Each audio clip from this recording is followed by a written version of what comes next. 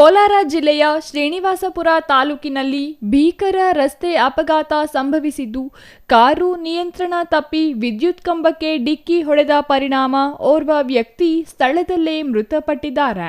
ಶ್ರೀನಿವಾಸಪುರ ತಾಲೂಕಿನ ಬದ್ದಿಪಲ್ಲಿ ಕ್ರಾಸ್ ಸಮೀಪ ಈ ಘಟನೆ ನಡೆದಿದೆ.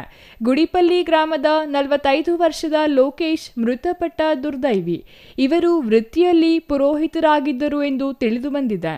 ಲೋಕೇಶ್ ಅವರು ಕಾರ್ಯಕ್ರಮವೊಂದನ್ನು ಮುಗಿಸಿಕೊಂಡು ತಮ್ಮ ಸ್ವಗ್ರಾಮಕ್ಕೆ ಕಾರಿನಲ್ಲಿ ಮರಳುತ್ತಿದ್ದರು. ಈ ವೇಳೆ ಬದ್ದಿಪಲ್ಲಿ ಕ್ರಾಸ್ ಹತ್ತಿರ ಕಾರು ಚಾಲಕನ ನಿಯಂತ್ರಣ ತಪ್ಪಿ ರಸ್ತೆ ಬದಿಯ ವಿದ್ಯುತ್ ಕಂಬಕ್ಕೆ ಬಲವಾಗಿ ಡಿಕ್ಕಿ ಹೊಡೆದಿದೆ. ಡಿಕ್ಕಿಯ ರಭಸಕ್ಕೆ ಕಾರು ಜಖಂಗೊಂಡಿದ್ದು, ಲೋಕೇಶ್ ಅವರು ತೀವ್ರವಾಗಿ ಗಾಯಗೊಂಡು ಸಾವನ್ನಪ್ಪಿದ್ದಾರೆ.